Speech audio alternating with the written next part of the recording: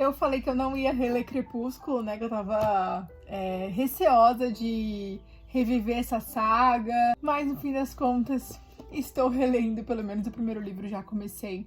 Não sei até onde vai minha releitura, vou me permitir, assim, ir até onde o meu coração mandar.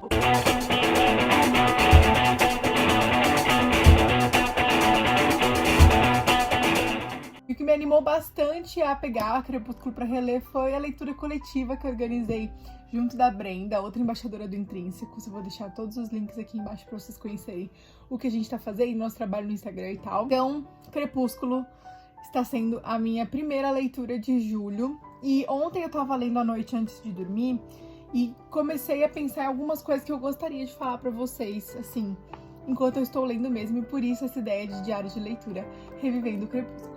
Eu estou no capítulo 7, né? Eu vou começar o capítulo 7 agora, que é o pesadelo. E eu li algumas coisas que já são bem legais de se falar em questão de livro versus filme. Vamos lá. Uma das coisas que também me animou muito a reler Crepúsculo foi a maratona que a gente assistiu da saga, né? Teve uma ação do Megapix e a gente participou e foi muito legal. E eu fiquei o dia inteiro assistindo Crepúsculo e assistindo os filmes que eu amo. Hoje eu me senti um pouco incomodada com a relação dos dois, que nos filmes ela não é tão justificável, sabe? A Bella e o Edward se apaixonam, mas aparentemente sem muito motivo, além das aparências e do mistério que os dois representam um ali pro outro, assim que eles se conhecem. E eu lembrei que na época em que eu li o livro, que eu me apaixonei por essa história, não era bem assim. E agora eu tô revivendo isso e realmente não é bem assim, né? A Bella e o Edward se apaixonam por outros motivos também. No livro, eles têm muito mais tempo juntos, até que isso se torne um namoro, que eles revelem pra todo mundo que estão namorando e tal, que estão juntos, que estão apaixonados. Então a gente tem encontros, diálogos que justificam mais esse amor que tá acontecendo entre os dois. É claro que à primeira vista foi uma outra questão que chamou a atenção de ambos, né? Como a gente tem em Crepúsculo a visão da Bella, o que chamou a atenção dela foi realmente a beleza incomparável do Edward ali naquele cenário. Ele é extremamente bonito, a família dele toda é muito bonita, ele é o único solteiro e ele chamou a atenção dela porque não tem como, sinceramente, quem nunca e quem não se sentiria meio abalado com a presença do Edward, visto que ele era muito diferente naquele cenário, né? Então eu acho super justificável ela achar ele maravilhoso e ter curiosidade de conhecê-lo por conta disso.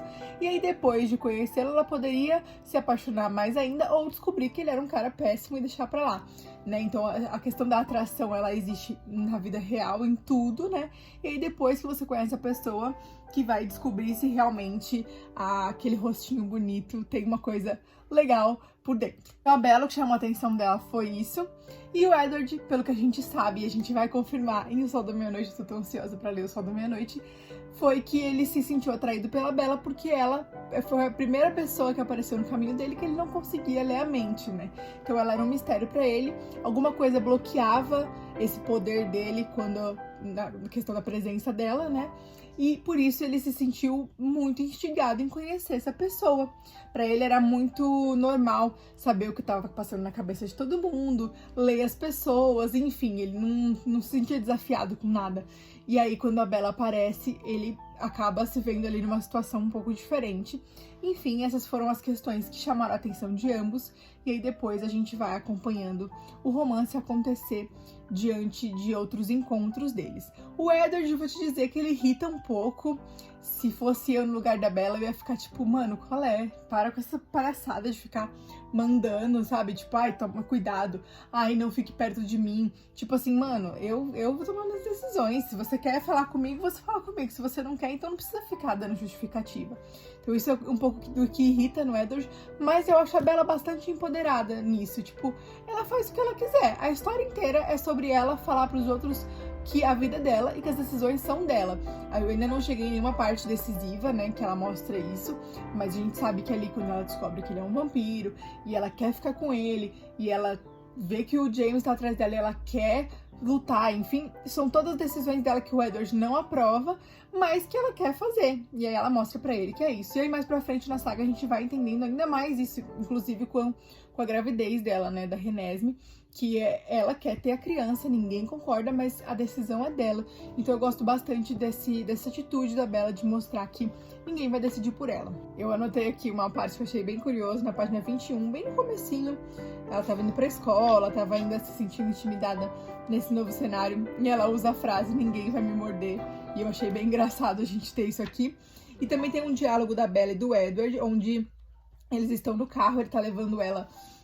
Inclusive, esse é um diálogo bem legal, que ela ouve quando ela entra no carro, Claire de Lune tocando, e isso chama a atenção dela porque é uma música que ela gosta. Então veja só um vínculo que eles estabelecem ali, eles gostam de uma mesma música, eles têm isso em comum, ela escuta no carro dele. No filme é diferente, ela já tá indo na casa dele, já tá apaixonada, e aí ele tá tocando no piano. Mas aqui ela escuta no carro e ela já presta atenção, então essas coisinhas vão aproximando um do outro. Mas o que eu queria falar do diálogo deles é que o Edward, ele fala pra Bella, não foi nem no carro, isso acho que foi na escola, que ele é perigoso, pipipi, e aí ela fica tipo, meu, ele é muito estranho. Das duas, uma, ou ele é o Peter Parker, ou ele é o Bruce Wayne. Tipo, são as duas coisas que ela imagina, primeiro, né, o Peter Parker e o Bruce Wayne, e agora o Robert Pattinson vai ser o Batman, então eu achei bem curioso ter essa fala aqui no livro, sendo que faz muito tempo ninguém podia... Será que foi uma previsão? Então, até o capítulo 7, as observações que eu queria falar com vocês são essas, de que eu acho que aqui no livro a gente tem muito mais espaço pra entender esse amor entre os dois, né? Tem um momento que a Bella fala que o Edward pergunta sobre o marido da mãe dela, né, o Phil, e ele usa o nome, e ela pensa, nossa, eu só citei o nome dele uma vez e ele lembra, isso já faz uns 2 meses. Então a gente tem uma noção de tempo maior aqui no livro, do quanto tempo eles estão passando juntos, tendo aulas, conversando ou não, pra poder ter esse apego todo, né, e o quanto o ambiente em volta também influencia, que os colegas que estão com a Bella, eles são bem inconvenientes e acaba que ela cada vez mais é puxada pra ficar curiosa e querendo ficar perto do Edward.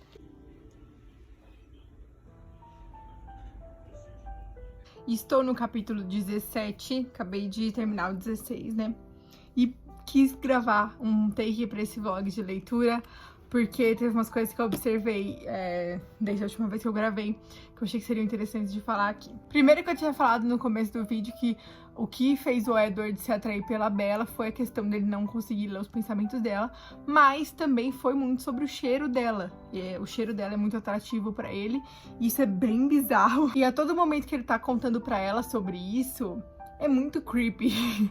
E também ele fala pra ela que ele tá indo ver ela dormir e tal, e tudo isso é muito creepy, e se ela fosse uma pessoa normal, ela teria saído correndo do Edward nesse momento. Então, nessa minha releitura de Crepúsculo, eu tô gostando muito mais da Bella do que do Edward. Isso é uma surpresa muito grande pra mim, porque eu achava a Bella uma chata. Ela não é a pessoa mais legal do mundo, mas talvez eu tenha me tornado um pouquinho mais chata também ao crescer. E eu tô gostando muito mais dela dessa vez que eu tô lendo. Então, eu marquei algumas partes aqui. Também acho que o Edward se acha bastante em vários momentos, que ele brinca com a Bella ficar tonta perto dele, essas coisas, mas essas brincadeiras também são interessantes, pensando neles como um casal, que pode ser umas zoeirinhas deles dois, que o livro narra de uma forma mais séria, parece que o Edward sempre tá falando as coisas mais sérias, mas aí com ela, ele se solta, ele é mais tranquilo, ele é mais leve e tal, eu gosto muito disso. Aí ele falar que ele é interessante enquanto dorme, isso é muito creepy. E eu acho um pouco também too much, a intensidade, assim, da paixão dos dois. Principalmente por parte da Bella. Porque o Edward tá ali há anos e anos que não encontra ninguém. Então agora que ele encontrou alguém que ele gosta, eu entendo essa intensidade dele.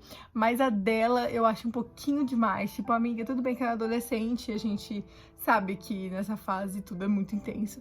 Mas ela fica e vai querer ele pra sempre, que nunca vai viver sem ele, que isso é, assim, inadmissível pra ela. E, mano, menos. Aí tem uma parte que ela fala assim, ele tocou o canto do meu olho, pegando uma lágrima que deixei escapar. Levantou o dedo e depois tão rápido que nem... Eu tô resumindo. Que nem tive a oportunidade de perceber, levou a boca, experimentando para sentir o sabor. E eu fiquei tipo, mano, quem faz isso? Então, tem muita coisa que o Edward faz que é bizarra. E a gente lendo o livro com um pouco mais de maturidade, a gente pensa, mano, eu ia sair correndo desse boy maluco. Não por ele ser um vampiro, mas por essas loucuras que ele fica fazendo, aquelas. E essas são minhas observações de agora. Mas eu tô gostando muito de reler, sabe? Eu não estou desgostando da saga, uma coisa que eu fiquei com medo na releitura. Pelo contrário, tô percebendo coisas que eu não tinha percebido antes e gostando de reler. Tá bem interessante pra mim. A gente vim aqui finalizar esse vlog, nesse diário de leitura de Crepúsculo. Terminei de ler o livro 1. E a minha experiência foi muito legal agora, com 25 anos de ler. Eu tava com medo, como eu falei no começo, de reler e não gostar mais. Continuo gostando de Crepúsculo, é claro que percebi algumas coisas que eu não tinha percebido na primeira vez que eu li. Eu ainda acho um pouquinho problemático esse relacionamento deles, porque o Edward, em vários momentos, ele é difícil, entendeu? Ele é muito controlador, ele fica mandando. Mas, novamente, uma coisa que foi muito legal de perceber foi que a Bella sempre reforça o que ela quer fazer e sempre reforça que as decisões são dela, sabe? E que ninguém vai tomar nenhuma decisão por ela. Eu acho que se a gente fosse falar desse livro sendo escrito hoje, a gente teria alguns problemas de que ele exalta muito beleza, né?